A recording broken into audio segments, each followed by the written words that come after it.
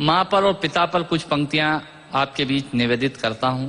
आप यहाँ जितने लोग बैठे हैं, मुझे नहीं मालूम कि किनकी माँ जीवित हैं और किन्होंने माँ को खो दिया, पर मेरा व्यक्तिगत मत यह है कि जिनकी माँ जीवित हैं, जिनके पिता जीवित हैं, वो दुनिया के सबसे संपन्न लोग हैं, वो दुनिया के सबसे अमीर लोग हैं, वो दुनिया के सबसे धनाढ्य लोग हैं। 1 मिनट के लिए बचपन में लौटिएगा, याद कीजिएगा जब हम बहुत छोटे थे, माँ की गोद में थे, माँ का स्तनपान करते थे, तब माँ का एक स्तन मुंह में लेकर हमने उस माँ को दूसरे स्तन पर अपने छोटे छोटे पैरों से न जाने कितनी बार मारा, पर उस माँ ने हमें दूध पिलाना बंद नहीं किया।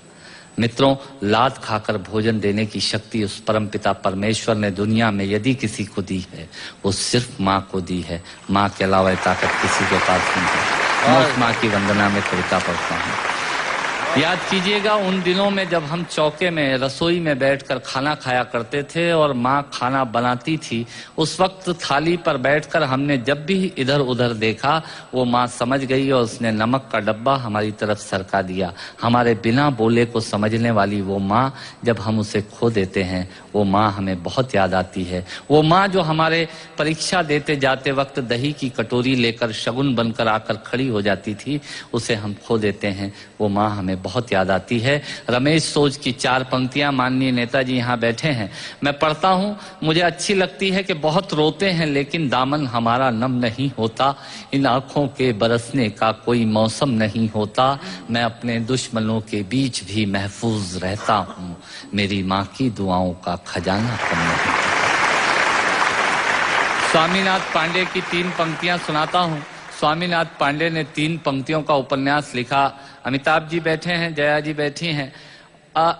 3 पंक्तियों में पूरा उपन्यास लिख दिया। उसने लिखा, एक विधवा माँ थी, उसके 2 बेटे थे। एक बेटा नीचे वाले माले पर रहता था, दूसरा बेटा ऊपर वाले माले पर रहता था। विधवा माँ 15 दिन एक बेटे के यहाँ खाना खाती थी, विधवा माँ 15 दिन दूसरे बेटे के यहाँ खाना खाती थी। पर ये उस विधवा माँ का दुर्भाग्य था कि साल में जो महीने 31 दिनों के होते थे, उस एक दिन उस विधवा माँ को उपवास रखना पड़ता था। 9 महीने पेट में रखने वाली माँ जब एक जवान बेटे को एक दिन भारी लगने लगी, तब इस नालायक हास्य व्यंग के कवि ने कुछ पंक्तियां माँ के लिए लिखी। सुनिएगा, यात्रा कीजिएगा मेरे साथ। माँ संवेदना है, भावना है, एहसास है। माँ संवेदना है, भावना है, एहसास है। माँ जीवन के फूलों में खुशबू का वास है। माँ रोते हुए बच्चे का खुशनुमा पलना है।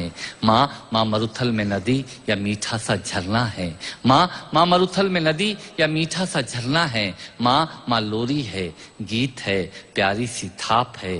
माँ पूजा की थाली है, मंत्रों का जाप है। माँ आंखों का सिसकता हुआ किनारा है। माँ गालों पर पप्पी है, ममता की धारा है। माँ झुलसते दिनों में कोयल की बोली है। माँ मेहंदी है, कुमकुम है, सिंदूर है, रोली है। माँ कलम है, दवात है, स्याही है। माँ परमात्मा की स्वयं एक गवाही है।